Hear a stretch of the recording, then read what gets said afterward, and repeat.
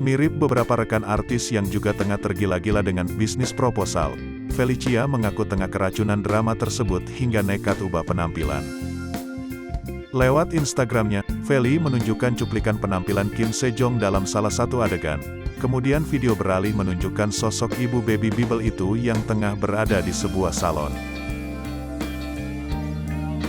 Gara-gara keracunan drakor ini, langsung potong poni LDR alias bolong-bolong hahaha, tulis Felicia dilansir dari Instagram, Rabu, tanggal 6 April tahun 2022.